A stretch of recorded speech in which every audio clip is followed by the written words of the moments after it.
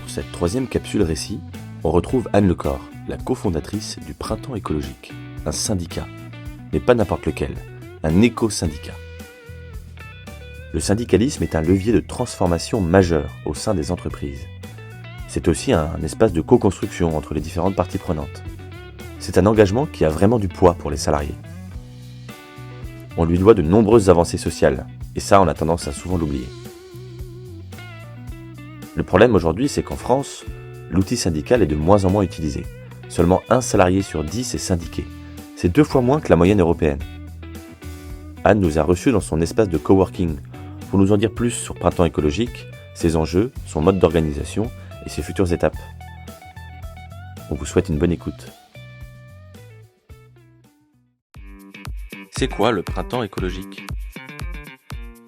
Le Printemps écologique, c'est un syndicat de salariés.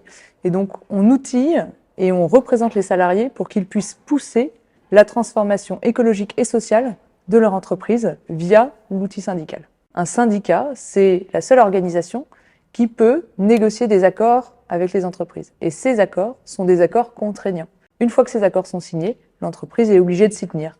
Je prends un exemple très concret. L'accord, par exemple, qui a été signé pendant le Covid, l'accord de télétravail, qui est un accord interprofessionnel et national, cadre l'ensemble des modalités de travail quand un salarié fait du télétravail chez lui.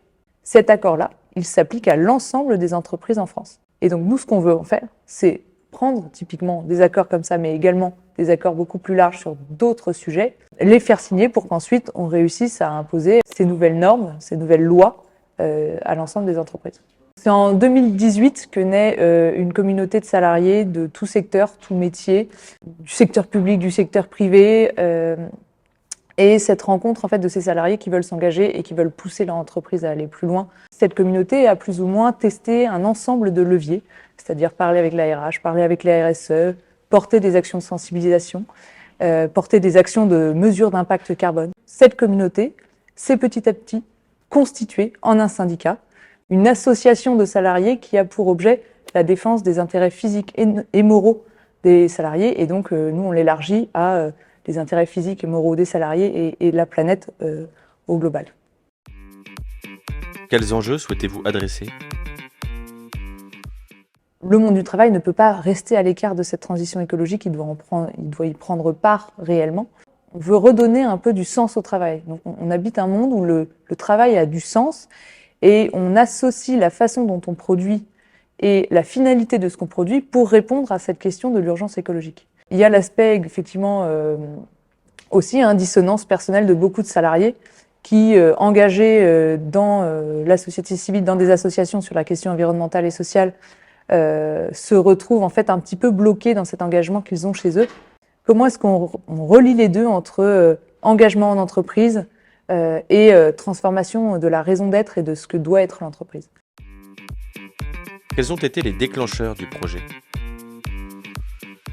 Il y a plusieurs déclencheurs à la création du Printemps écologique. Déjà au niveau sociétal et au niveau du contexte, c'est le moment où la loi Pacte apparaît et où on commence à imaginer que l'entreprise peut avoir un autre motif que le motif purement économique. Moi, à titre personnel, le déclencheur, c'est de me dire « Ah, d'accord, d'autres salariés sont engagés comme moi dans les entreprises, ils ont envie de faire bouger les choses. Alors comment est-ce que collectivement on s'empare d'un levier qui soit efficace pour avoir un maximum d'impact ?» Et puis après, effectivement, ça a été complété par le Covid, où on se pose la question de comment est-ce qu'on peut réinventer carrément nos modèles, parce que en fait, la crise sanitaire, c'est aussi la conséquence, et c'est aussi une conséquence écologique de notre modèle. Et donc, si on ne veut pas se retrouver face à une crise similaire, il faut qu'on transforme tout ça. À quel futur souhaitez-vous contribuer? À titre personnel, le futur pour lequel je me bats, c'est de base quand même un futur qui existe, où on a les conditions de vie réunies et qui ne sont pas fondamentalement dégradées, qui ne dégradent pas l'habitabilité de notre environnement, de l'espace dans lequel on évolue et on vit. Après, au Printemps écologique, il y a cette notion de vouloir un monde du travail dans lequel les salariés contribuent réellement pour un monde plus juste. Faire de l'entreprise, finalement, un espace démocratique et d'engagement. Un monde aussi où les choix technologiques et de société qui aujourd'hui sont pris, que ces choix soient aussi discutés par tous et avec tous et toutes. Avez-vous rencontré des obstacles? Les principaux obstacles quand on crée un éco-syndicat, un syndicat écologique, c'est déjà le défi pédagogique. Un vrai défi d'expliquer l'utilité d'un outil qui aujourd'hui n'est pas suffisamment, à notre sens, n'est pas suffisamment activé. Pourquoi est-ce qu'un syndicat est un outil cohérent pour amener cette question de la transformation des entreprises? Un autre obstacle, clairement, c'est le manque de temps, surtout dans un contexte d'urgence climatique, d'urgence écologique et sociale. Comment est-ce que le temps qu'on a aujourd'hui, on peut le mettre à contribution pour réfléchir et construire des nouveaux récits? On a énormément de choses à faire et donc nous, un de nos obstacles, c'est on n'a pas assez de temps. Quelle personne ou initiative t'inspire? Ceux qui m'inspirent, parce que je travaille vraiment beaucoup avec eux, c'est ceux qui sont engagés dans leur entreprise. C'est les représentants du personnel et les représentants syndicaux qui s'engagent en fait sur tout un tas de sujets en entreprise et qui portent la voix de leurs collègues. C'est ceux qui m'inspirent le plus au jour le jour et c'est presque émouvant de voir à quel point c'est parfois un petit peu David contre Goliath. Mais justement, l'idée c'est vraiment que ce rapport de force-là, il change. Ce qui m'inspire au quotidien, c'est aussi l'écosystème militant avec lequel je travaille aussi, alors de par le printemps écologique, mais aussi dans mon engagement personnel. Le collectif, par exemple, de la fresque du sexisme, qui se déploie, c'est des collectifs dans différents tiers-lieux aussi, qui réinventent des manières de vivre et des postures aussi collectives qui sont ultra intéressantes. On parlait du temps tout à l'heure. Je pense que les tiers-lieux, les écolieux, les lieux où on essaie de réinventer des manières de vivre et des façons de vivre, et ben en fait, c'est eux qui le font aussi parce qu'ils prennent beaucoup plus le temps. Ils ont cette notion du temps long qui s'oppose fondamentalement à cette idée d'urgence écologique. Donc, cette question de bouger aujourd'hui ce qui existe, donc les entreprises, nos sociétés, nos habitus et la façon dont on fonctionne en tant que société, c'est bien. Et ceux qui se mettent un petit peu sur le côté de cette société pour essayer de voir comment on peut faire complètement différemment et réinventer complètement les choses sans se poser les contraintes qu'on connaît. Et c'est aussi ça qui est inspirant. Il faut qu'il y ait des ponts entre ces deux parties, un petit peu de ces deux façons d'être activiste. À quoi avez-vous dû renoncer? Je peux répondre en deux temps. Au niveau personnel, effectivement, quand on se lance dans un militantisme spécifique, dans tous les cas, souvent c'est aussi du renoncement, que ce soit du renoncement économique, parce qu'on n'a pas du tout le même salaire que quand on travaille en entreprise et qu'on est en fait dans un mouvement militant, de renoncer aussi à un certain mode de vie, ce qui en soi n'est pas du tout une mauvaise chose, c'est aussi une question d'alignement aussi avec quelque chose qu'on prône qui est, face à l'urgence écologique, quand même une première étape qui est celle de la sobriété.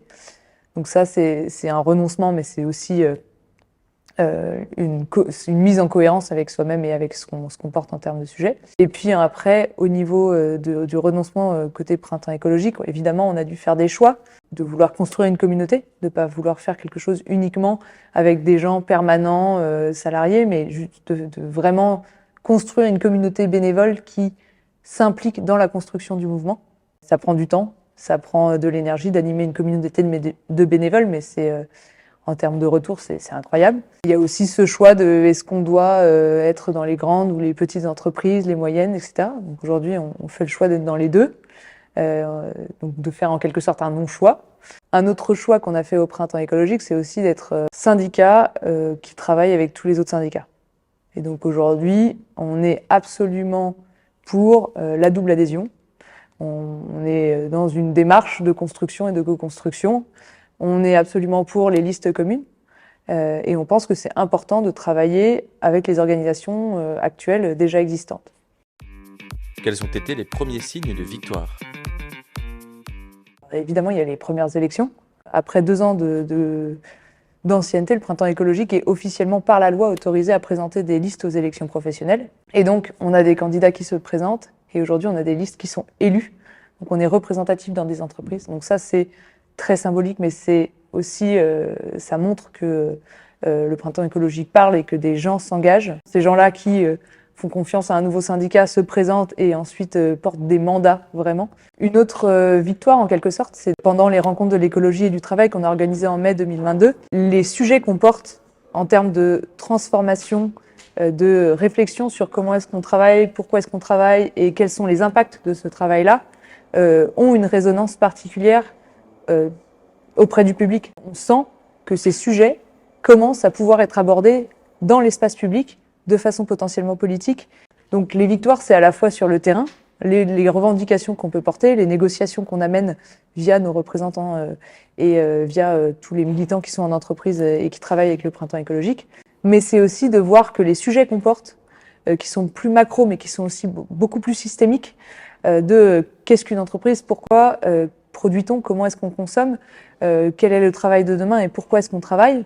Ça, c'est des sujets qui ont aujourd'hui une résonance de plus en plus importante. Une autre victoire, c'est aussi de voir qu'on peut travailler avec des acteurs institutionnels, comme par exemple l'ADEME, comme par exemple l'Agence nationale pour l'amélioration des conditions de travail, qui sont quand même des acteurs extrêmement présents sur la question de la transition écologique et sociale. Il y a aussi cette question qui est pour nous aussi chaque fois une victoire, c'est quand on peut créer une liste commune avec des syndicats traditionnels. Parce que ce qu'on pense, c'est qu'en fait, on est complémentaires et qu'on peut arriver à travailler ensemble. Et donc, à chaque fois qu'il y a une liste commune qui se présente et qui est élue, ce qui a toujours été le cas jusqu'à présent, on y voit aussi un signe très positif. Comment mesurez-vous votre impact ? Alors, on mesure notre impact à la fois par le nombre d'accords que l'on signe, par le nombre d'actions aussi qui sont portées par les adhérents. On comptabilise aussi notre impact par le nombre de personnes qui entendent parler du Printemps écologique et le nombre de personnes qui adhèrent au Printemps écologique. Parce que ça veut dire qu'ils y trouvent leur compte et qu'ils y trouvent une voie d'engagement pertinente. Quelles sont les prochaines étapes ? Les prochaines étapes du Printemps écologique, finalement, c'est d'accompagner un maximum de salariés dans les élections professionnelles, puis dans leur mandat, pour qu'ils puissent être maximum acteurs de la transformation de leur entreprise.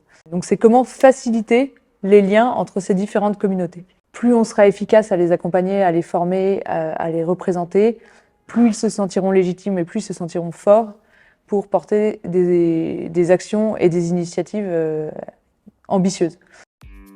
Quels sont tes futurs projets ?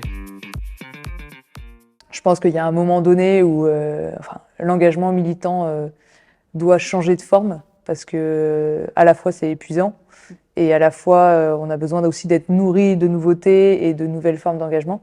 Les projets après, c'est, je parlais tout à l'heure de tiers-lieux, de lieux où imaginer une nouvelle forme, une nouvelle façon de vivre et notamment collective. Je pense que ça c'est quelque chose qui m'appelle pas mal. Il y a notamment la fresque du sexisme qui me tient particulièrement à cœur et qui aujourd'hui est un sujet que j'aborde, mais vraiment de façon très parcellaire parce que je n'ai pas le temps de m'y consacrer. Donc, à mon avis, la fresque du sexisme sera un projet sur lequel je mettrai plus d'énergie dans le futur. Merci Anne, c'était vraiment génial cet entretien. J'espère que ça va donner envie aux militants et militantes en herbe de se lancer dans l'éco-syndicalisme. Merci à vous pour cet entretien et merci aussi à ceux qui portent le projet Cosmogonia parce que je pense qu'on a besoin d'inspiration, on a besoin de mettre en lumière des récits et c'est ce que vous faites, donc bravo et merci à vous. N'hésitez pas à vous engager parce que c'est vraiment le chemin du bonheur.